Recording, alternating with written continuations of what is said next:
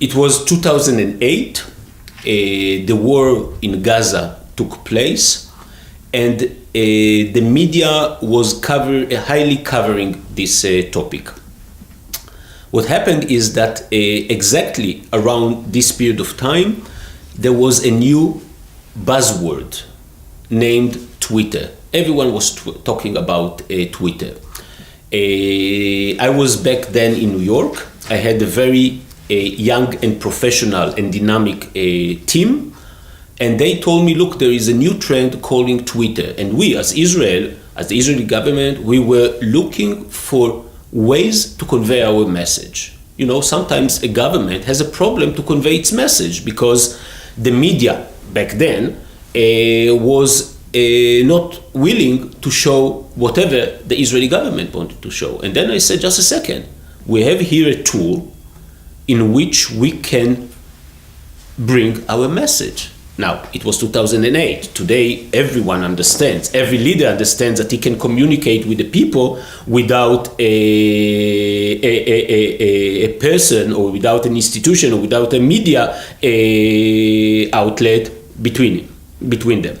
But this was 2008, and I realized that this is a great opportunity for us to convey our message. And we decided to have the first press conference on Twitter. Now, I didn't know back then how it's going to look like.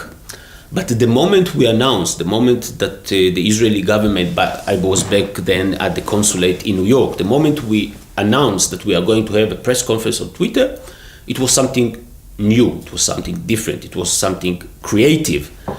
And what happened is that everyone started to cover it. Now, covering this press conference on Twitter was important because of several reasons. First, because our interest, or every government wants to bring its message, but we succeeded not only to enter to social media, to Twitter, we succeeded also to enter to all the tech blogs. We succeeded also to enter to the conventional or traditional media, the New York Times, CNN, Fox News, Le Figaro, The Guardian. All these media outlets started writing about this initiative. And not only that, they also included the questions and answers, which we answered, during this press conference. In other words, the fact that we succeeded to understand that we have here a tool in which we can communicate with the people, and the fact that we were creatives. You remember talking about creativity, which is in many fields. We succeeded this way to be pioneers in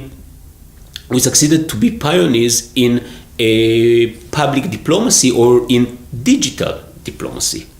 So this is how I started this digital diplomacy initiatives. I'll tell you a story.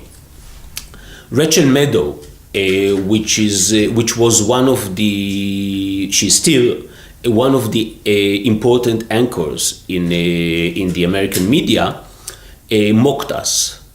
She said how the Israeli government wants to explain a conflict which lasted for 2,000 years in 140 characters, because back then it was only 140 characters. That's what she said. And a few years after, I see Rachel Maddow very active on Twitter.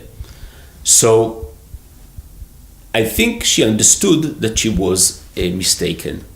Because if today the President of the United States is conveying his message or is communicating with his people and also with other leaders through Twitter, it shows that we were right.